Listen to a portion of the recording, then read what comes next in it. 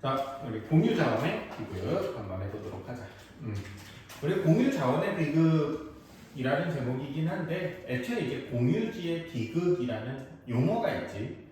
그래서 이 공유지의 비극이라고 하면 우리가 어떤 특정한 주인이 있는 것이 아니라 모두가 이제 하나를 공유할 때 그것을 이제 좀 낭비하게 되거나 막 쓰게 되는 현상을 공유지의 비극이라고 하지. 도덕적인 커트라인이 조금 낮아지게 되는 그런 현상이 사실 있지, 그렇지? 공유 물품이라고 하면 자, 한번 해보자. 우리 이 설명문이기 때문에 처음, 중간, 끝 정도만 나눠주면 좋을 것 같아. 그래서 처음, 중간, 끝 나누는 게 어렵지 않은 내용이라서 그냥 이렇게.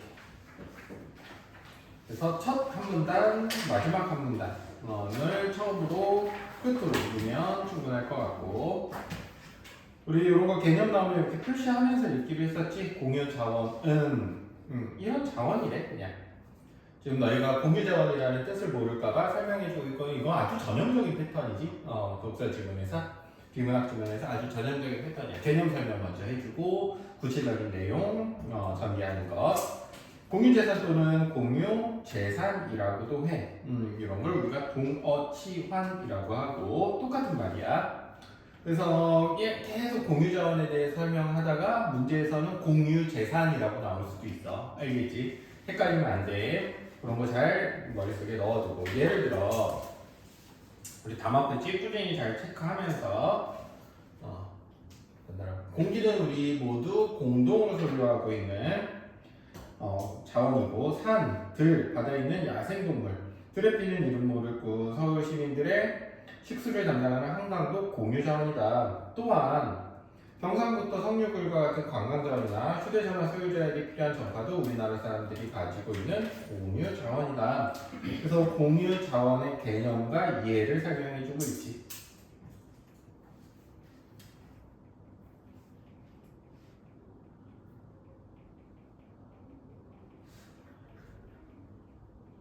그 사례, 구체적인 사례를 제시해서 이해를 좀 도와주고 있어.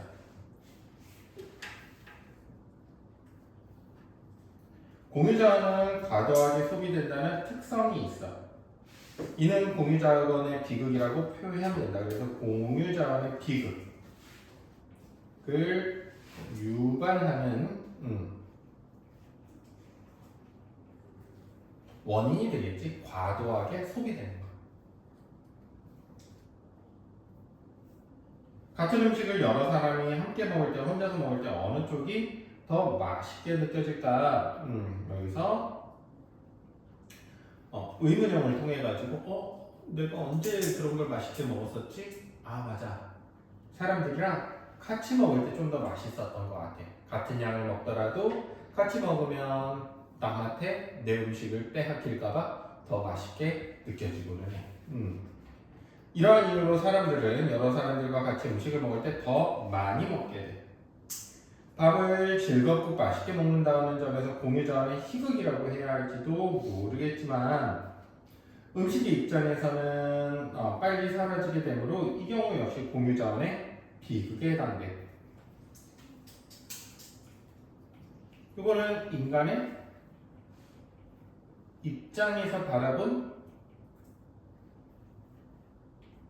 관점이 되겠고,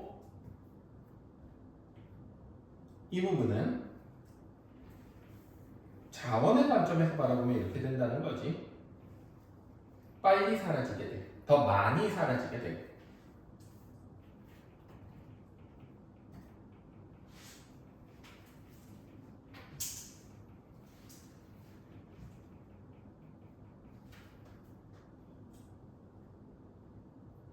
자, 요약 한번 해보자. 자꾸 들고 간단하게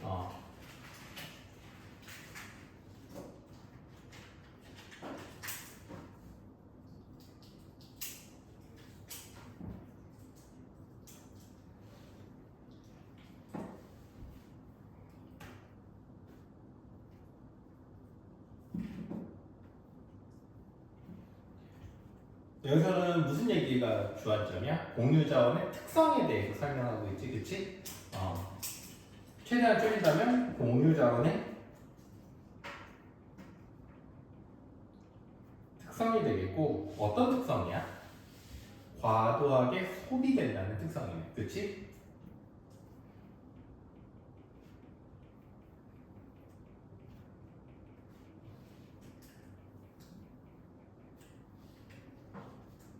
조금 더 자세히 보면 요 정도가 될 거야.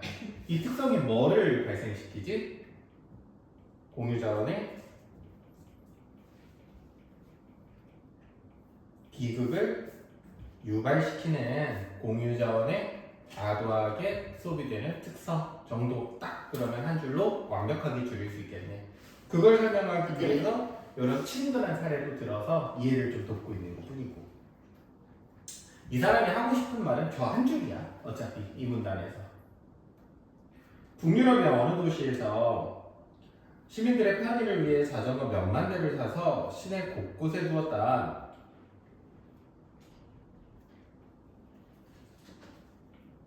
요거는 공유 자원이 되겠네. 어떤 의도인지 눈에 뻔히 보이잖아.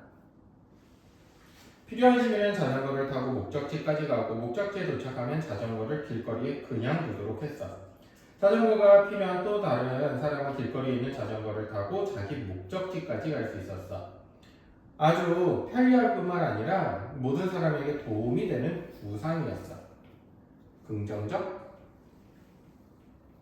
효과가 나왔고, 보통 글쓴이가 하고 싶은 말은 그런데 뒤에 있지. 그러니까 이 담화 표지를 정확하게 표시해가지고 이 앞뒤를 잘 담아야 나중에 이제 문제 풀 때 다시 와서 체크하겠지, 그렇지? 결과에 상당수가 자전거를 도난당하거나 남아있는 자전거들은 대부분 고장이 나서 더 이상 쓸 수 없게 되었어. 막 쓴다는 뜻이 되겠지, 그렇지? 그냥 훔쳐가기도 하고, 부정적 결과가 되겠네.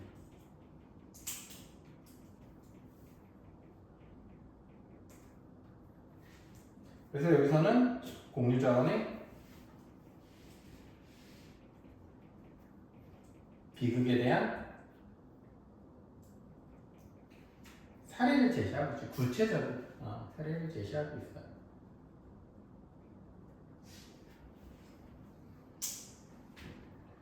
수산자원, 야생동물, 지하자원 등은 모두 공유자원이기 때문에 공유자원을 종류를 좀 나열하고 있고, 전체는 아니지만 이런 것들도 공유자원이야. 때문에 공유자원의 비극이 발생한다. 원인과 결과를 이어주는 담화 표시가 되겠네.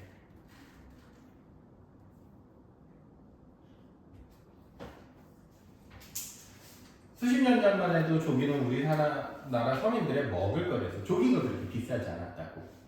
하지만 요즘은 달라졌다. 역시 하지만 담화 표시 나오고, 조기는 우리나라 서해에서 부하해서 동중국해를 거쳐 대만 인근까지 갔다가 다시 서해로 돌아와서 알을 낳아. 생태적인 특징이지. 그냥 이렇다고. 저기 가서 다시 돌아와서 알을 낳아. 회귀형 동물이라고 하지 이거를. 회귀형 생태. 어딜 갔다 다시 와. 다시 와서 거기서 알을 낳고 또 어디 갔다 다시 와서 거기서 또 알을 낳고. 알을 낳은 조기를 잡으면 좋을 텐데 어부들은 조기가 알을 낳을 때까지 기다리지 않았어. 기다리면 다른 어부들이 먼저 조기를 잡기 때문에 조기가 다니는 길목을 지켰다가 무조건 잡아먹었어. 우리나라 어부들뿐 아니라 중국, 대만의 어부들까지 다 잡아먹었어. 조기가 알을 낳기도 전에 잡아버린 탓에 조기를 잡기 이제 힘들어졌고, 걔네들이 번식을 못하다 보니까 그냥 개체수가 계속해서 줄었어. 이게 바로 공유자원의 비극이 되겠네. 주인이 따로 없기 때문에, 다시 말해서 뭐이기 때문이라는 거야? 공유자원이기 때문에 라고 말하고 싶은 거지. 그래서 여기는 원인과 결과가 나타나는 그런 담화 표시지. 좀 이런 거 좀 잘 체크해놔. 알겠지? 원인 결과. 물론 어부들도 조기가 알을 낳기 전에 잡으면 안 된다는 사실을 알고 있었다. 하지만 자신만 고기잡이를 멈춘다고 해서 문제가 해결되지는 않아. 왜냐면 나 혼자 안 한다고 해서 다른 사람들이 다 안 하는 거 아니고 다른 사람들도 똑같이 하거든. 그럼 나만 손해지 뭐. 그래서 결국 아무도 조기 잡는 손을 멈추지 않게 되었고, 이에 정부는 조기에 대해서 금어기, 일정 기간 동안 어획을 할 수 없는 기간을 정하게 돼. 그래서 공유자원, 비급, 사례. 그럼 여기는 북유럽이네. 여기는 우리나라가 되겠네. 그래서 해외 사례. 북유럽이라고 하면 또 일반적으로 선진국이라고 우리가 여기는데 거기서도 이런 사례가 일어난다는 거야. 시민인식이랑 상관없이 일어난다는 걸 좀 더 강조하기 위해서 북유럽의 사례를 데리고 왔겠지 사실은. 시장에 맡겨서는 공유자원의 비극을 피하기가 어렵다. 따라서 정부나 시민들의 개입이 필요하다. 공유자원의 문제는 정부의 개입으로 좋은 결과를 이끌어낼 수 있다. 단, 공유자원의 비극을 피하기 위해서 정부가 개입했다가 의도하지 않은 부작용이 나타나는 경우도 많기 때문에 정부는 사람들의 동기를 잘 생각해서 개입해야 한다. 시장에 맡기다라는 것은 인간의 이기심을 그대로 방치해둔다라는 뜻과 똑같아.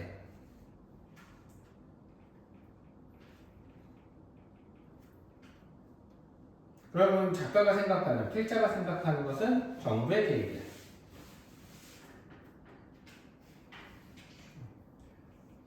공유자원의 비극을 방지하는 방법이 되겠네.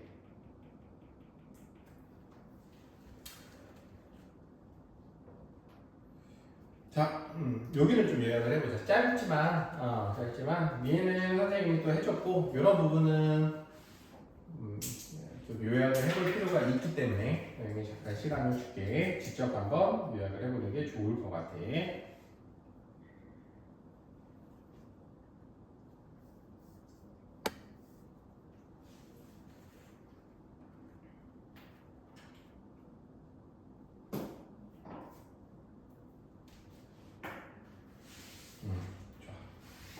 여기 보면 주의점이 같이 나오지? 이런 부분을 좀 주의해야 돼 라는 부분이 나와요. 그러니까 여기서는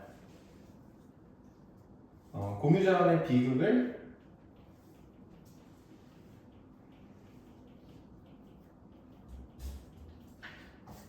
방지하기 위한 방법으로 정부의 개입을 들었어. 그치?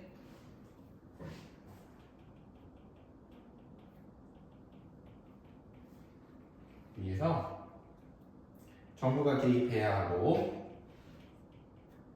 또 개입할 때 막 하면 안 되고 이런 점을 주의해야 돼 라고 설명하고 있네. 정부가 개입해야 되며 개입해야 될 때는 이런 것을 조심해야 돼가 이 문단에서 하고 싶은 말이야.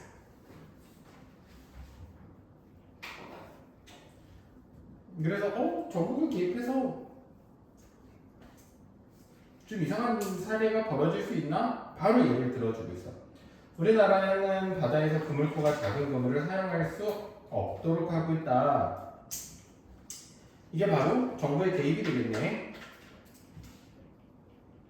너네 요 정도 크기 이하의 그물은 쓰지만 그물코가 작은 그물은 어린 물고기까지 모두 잡아버려서 바다의 자원을 없애기 때문이다.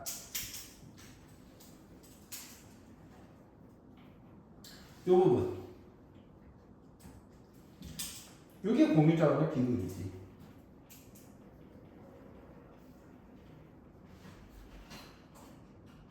요 부분이 공유자원의 비극이야. 그렇지? 바다의 자원을 다 없애버려. 하지만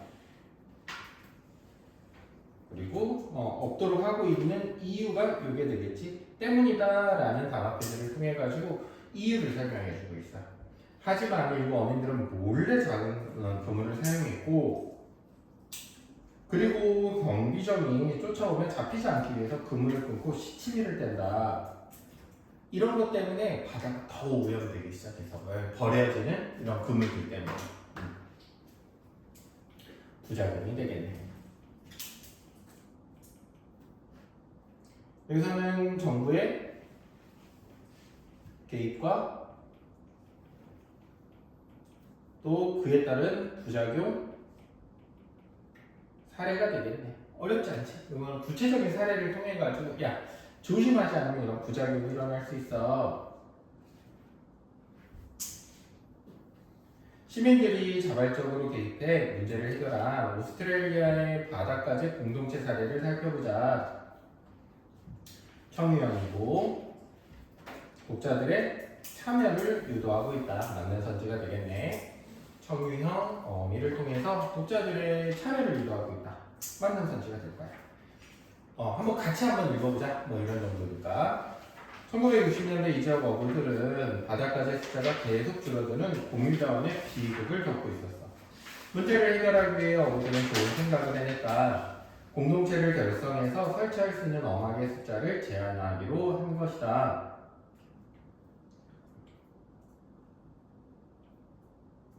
이건 정부의 개입이야? 시민들의 개입이야?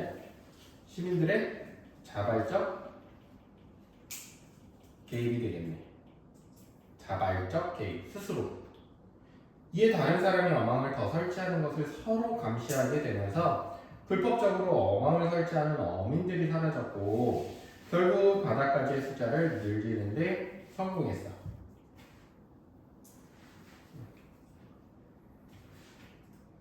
이렇게 해서 여기가 이제 결과가 되겠네.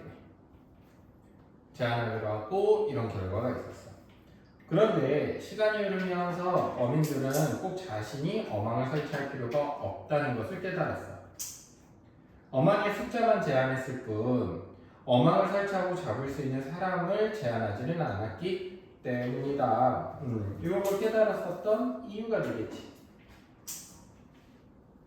어망을 10개만 설치하다라고 했었지 우리들이 설치해야 돼 라는 제안은 하지 않았던 거야. 그래서 주민은 어망의 숫자는 계속 제한을 뒀어. 10개만 설치하자. 대신에 이거 어망을 설치할 수 있는 권리 하나가 사실은 내가 설치할 수 있는 건데 그거를 외부인한테 팔아버리자. 새로 바닷가재를 잡으려는 사람들은 기존 어부들에게서 돈을 주고 권리를 사야 했어. 어망 설치 권리를 팔면서 어부들은 일을 적게 하면서도 소득은 점점 높아졌네. 그리고 이거에 대한 효과가 되겠네. 긍정적 효과가 되겠지. 누구의 입장에서 보면? 어부들의 입장에서 보면. 그러면 공유 자원도 지키고 일정한 수준으로 이제 일정한 수준만 잡게끔 제한을 해놨으니까 어부들의 수입은 줄지 않고. 그래서 공유 자원을 지키면서도 수입을 줄지 않았기 때문에 적절한 효과라고 볼 수 있을 것 같아. 자, 한번 적어볼까? 어떤 사례인지 적으면 될 것 같아요. 여기도 이제 사례지. 그리고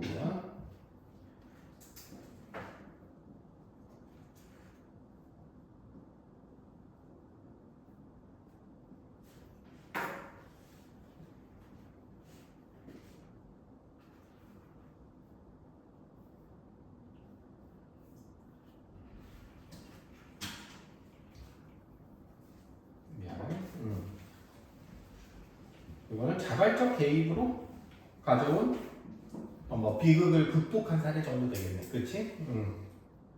그래서 비극 극복 사례 정도 쓰면 충분할 것 같아.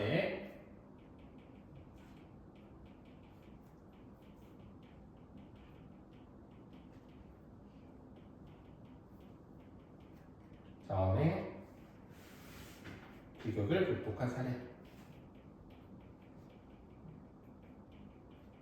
정도 쓰면 충분할 것 같아요. 그러니까 공유자원의 비극을 극복한 사례다라는 것만 들어가면 돼. 이 사례가 시사하는 점을 생각해보자. 비춰주는 점을 생각해보자.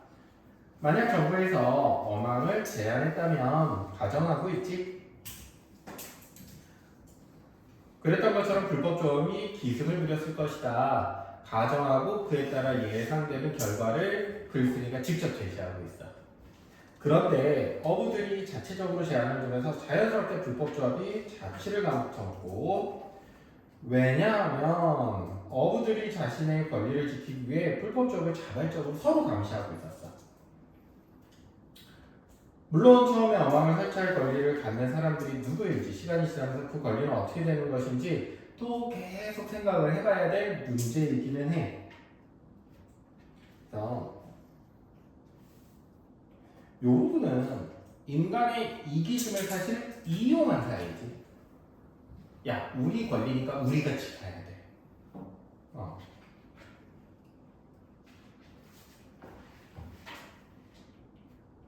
본성을 활용하고 있다. 내 거는 꼭 지키고 싶은, 손해보고 싶지 않은.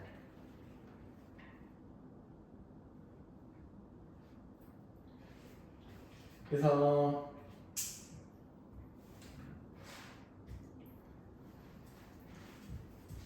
그러니까 맨 처음에는 이런 부분들이 또 필요했어. 자발적 개입에서 선행되어야 할 부분이 되겠지.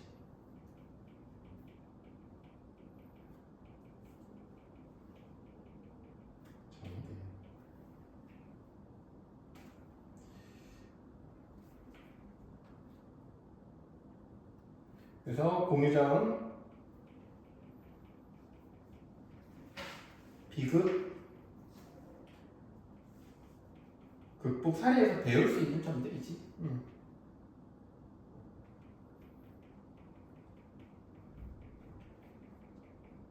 우리가 좀 배울 수 있는 점들. 시사하다라는 것은 어떤 것을 미리 간접적으로 표현하다라는 것을 시사하다라고 하거든. 그래서 이걸 통해 가지고 우리가 배울 수 있는 점들, 생각해봐야 될 점들. 이처럼 공유자원의 비극이 발생하는 근본적인 이유는 소유권과 관련이 있으므로 그 해결 방법도 소유권과 관련해서 찾을 수 있다. 오스트레일리아의 바다까지 공동체처럼 공유자원을 각자 재산으로 만드는 것이 공유자원의 비극을 해결하는 기본 원리다.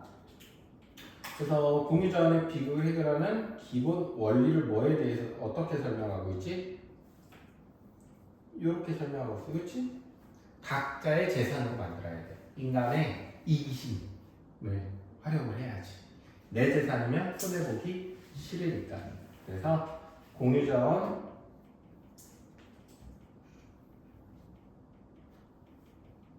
그걸 해결할 수 있는 기본 원리를 제시해주고 있지.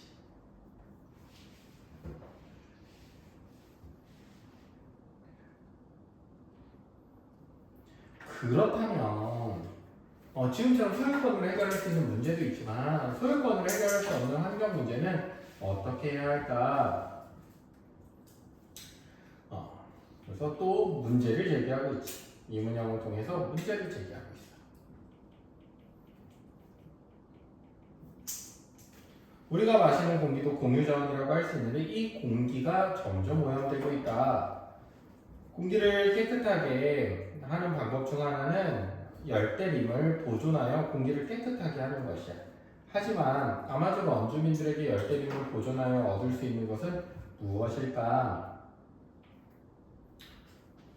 그들의 입장에서는 열대림을 태워서 밭을 일구는 게 훨씬 이득이 되겠지. 저 지구 반대편에 있는 사람들의 공기를 깨끗하게 해주는 것은 이들에게 아무런 이득도 안 돼, 사실.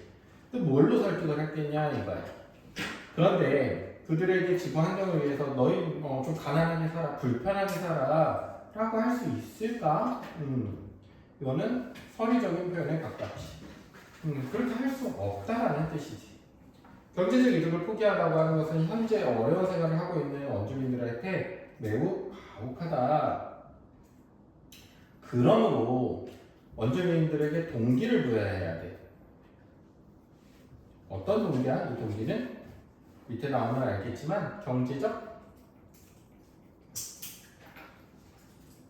혜택이지 뭐. 그렇지? 관광상품을 개발하여 보존하게 하는 거야. 이렇게 소유권으로 해결할 수 없는 경우 소유권과 유사한 동기고요. 다시 말해서 경제적인 혜택을 주면 돼. 돈을 벌 수 있는 방안을 마련해 주면 돼. 공유자의 비교를 해결 방안을 모색할 수 있다. 그래서 경우에 대한 해결 방법을 설명하고 있지.